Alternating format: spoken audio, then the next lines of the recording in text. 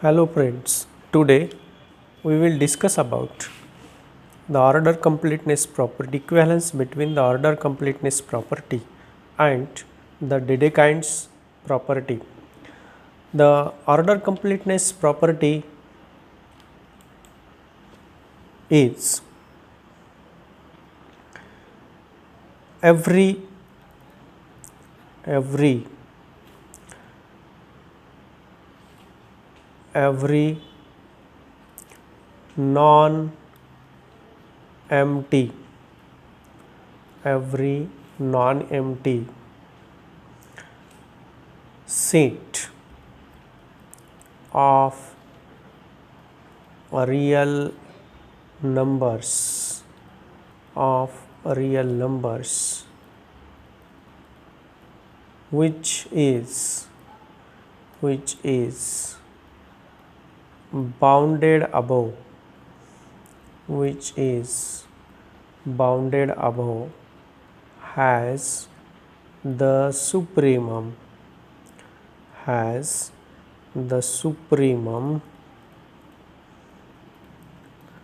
in R. This is order completeness property. Every non-empty set of real numbers which is bounded above has the supremum. Now we see what is a Dedekind's property. Dedekind's property. If L and U are two subsets of R such that first condition L is non-empty, U is non-empty. Second condition L union U equal to whole set R, and third condition every member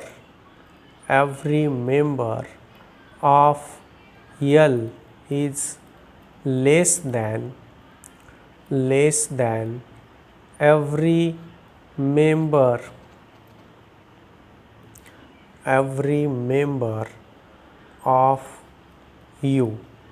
every member of U, that is, if x belongs to L, comma y belongs to U, x is less than y, then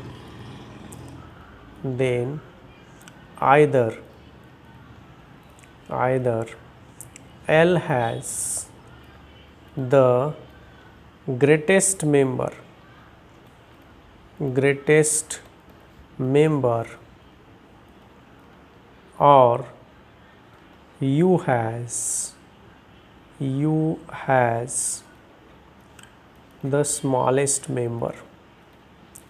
U has the smallest member. This is our Dedekind property. We have divided the whole set of real number into two sets, L and U. Both the sets are non-empty and their union is whole set R.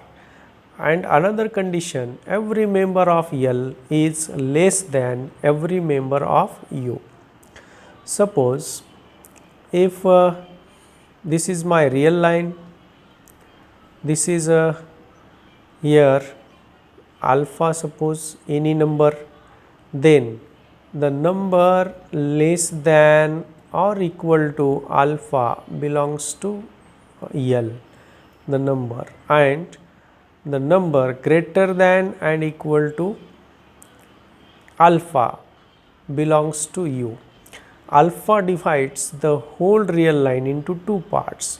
The number less than alpha are members of L, suppose, the member greater than alpha members of U, suppose, then there is a possibility this alpha belongs to L or alpha belongs to U. If alpha belongs to L, then L has a greatest number. If alpha belongs to U, then U has the smallest number. This is the Dedekind's property. Now we show that this order completeness property and Dedekind property are equivalent. This is, remember that these two statements are very important. Every non-empty set of real number which is bounded above has supremum in R, and this statement of Dedekind property. Now we are going to show these two are equivalent. They are the same. Okay. So first we show that order completeness property, in short I have written OCP, order completeness property implies Dedekind property. That is, if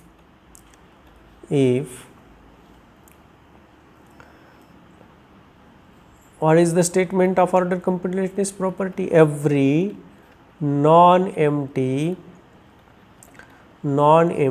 set of a real number which is bounded above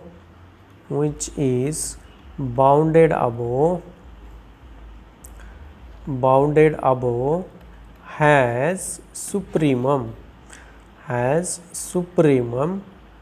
in R. This is my assumption. Every non-empty set of real number which is bounded above has supremum. Now let us suppose we have two sets, L and U are subsets of R such that what type of subset? First one, L is not empty, U is not empty, both have some real number. Second condition, they divide R into two parts, and third condition, we assume every member of L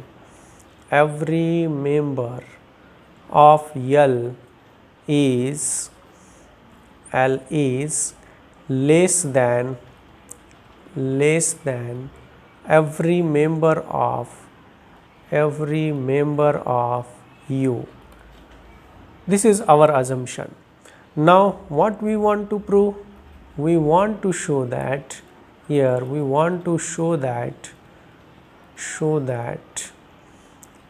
has a greatest number or U has the smallest. This is our target. This line is our target. This target. Okay, what we have assumed? Every non-empty set of real number which is bounded above has a supremum in R.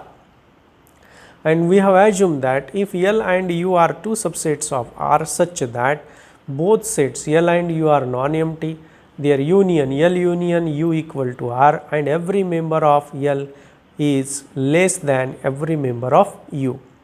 Now what is the third property says? By property 3, every member of L is less than every member of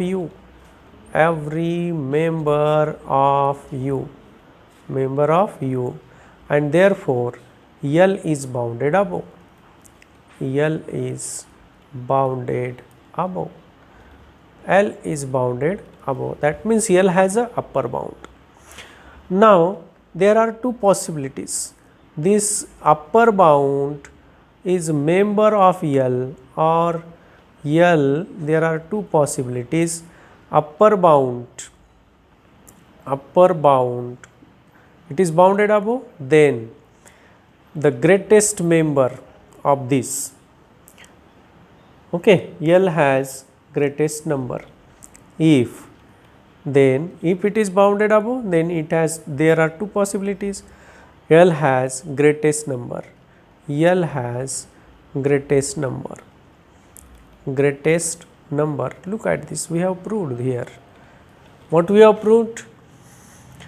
We want to show that L has a greatest number or U has a smallest number. But by property 3 of our assumption, L has every member of L is less than every member of U. Therefore, L is bounded above and L has a greatest number. If L has a greatest number, there is nothing to prove. Our result is proved. Now, if this greatest number L has no greatest number, L has no greatest number, L has no greatest number. If L has a no greatest number, then the set of upper bound, look at this, the set of upper bound which is coincide with U, the set of upper bounds of U, upper bounds of L is coincide with U. If it is coincide with U, then by order completeness property, this set U is bounded below. Then this U is bounded below. U is bounded below. U is bounded below. Now, there is another statement of order completeness property. If every non-empty set of real number which is bounded below has a infimum. What is the another statement? Every non-empty set of real number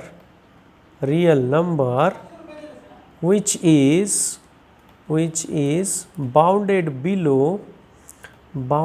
below has infimum. This is another statement. Likewise, this set U is bounded below and therefore U has a infimum and U has the smallest member. U has the smallest member. Then we have proved either L has a greatest number, the result is established. If L has no greatest number, then U has a smallest number. So, it proves the Dedekind's property. Okay. So, therefore, if this OCP, order completeness property, is assumed, it gives the Dedekind's property. This corresponds a Dedekind property. Now, we prove the reverse. We assume that R satisfies the Dedekind property. R satisfies Dedekind property, and once again we write all the statement of Dedekind property. Second part, we are going to prove that Dedekind property implies order completeness property. And what is Dedekind property? If L and U are two non-empty, two subsets of R such that what is first condition? L is non-empty, U is non-empty. Third condition, second condition, L union U equal to R. Third condition, every member of L is less than every member of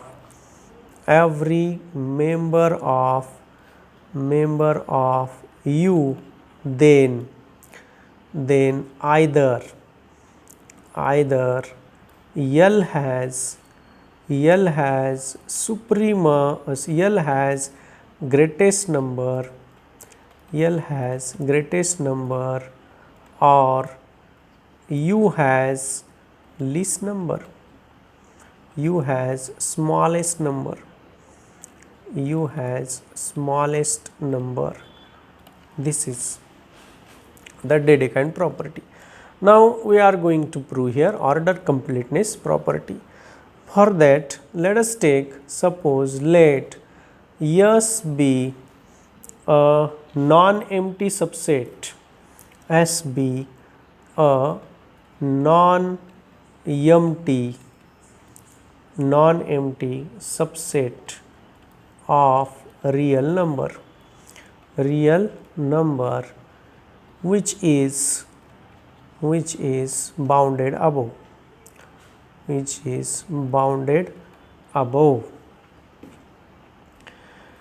and we have to prove that this S has the supremum. What is our target? This is our target. S has supremum. This is we want to prove. Let us take L equal to, suppose L equal to all x such that x is not an upper bound. X is not an upper bound, and u equal to x such that x is an upper bound of S, obviously here of S. Okay, to get the clear idea, we consider here, suppose this is my S, 1 to 2, this is my S.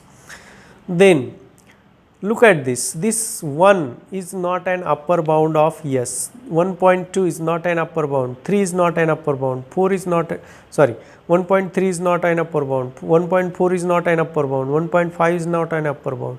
Therefore, all these members are member of L. Okay. So, L equal to, it start from minus infinity to 2 like this, and 2 is an upper bound of S, 2 is upper bound, 3 is upper bound, 2.1 is upper bound, 2.3 is upper bound, all these numbers. So, U equal to, it include 2 up to infinity, this is U, and we can easily see that this U is non-empty here, U is non-empty, look, U is not, L is non-empty, U is non-empty, you can see that L union U equal to R, and every member of L is smaller than every member of U. Now, by Dedekind property, then L has supremum, or L has L has a greatest member, or U has the smallest number. By Dedekind property, L has greatest member, L has greatest member, or U has smallest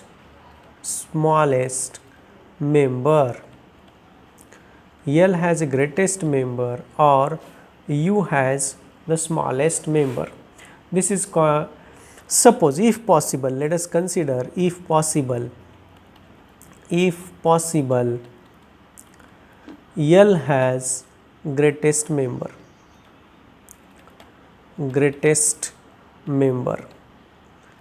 L has greatest member, say xi. Xi is a greatest member, that means xi belongs to L, and no number greater than xi is greatest member of L. Then xi is obviously, xi is not an upper bound of S, and therefore here this gives that, therefore xi is not an upper bound of S.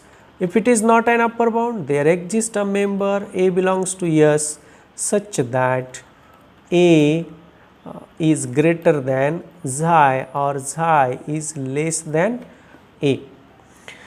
But this implies that xi is less than, xi plus A divided by 2 is less than A. Xi plus A divided by 2 lies between xi and A. then this xi plus a divided by 2, then xi plus a divided by 2 is a greater than xi. Okay. So, let me find some place to write the next proof. Here, what is xi plus a?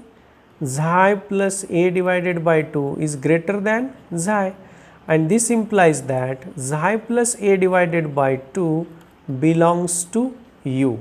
If it belongs to u, xi plus a divided by 2 is an upper bound of S. This gives that this an upper bound of S. Again, since xi plus a divided by 2 is less than a is member of S, and therefore xi plus a divided by 2 belongs to L. It is less than a. Whatever may be the number a, it is less than a, therefore it must belongs to L, and it belongs to L. This gives that xi plus a divided by 2 is not an upper bound of S. Upper bound of S. Okay, see these two statement.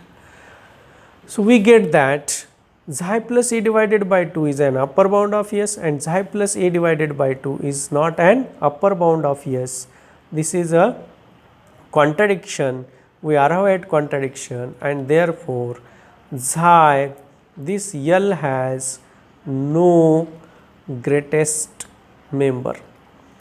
If L has a no greatest member, it follows that U, the set of upper bound of S, has a smallest number.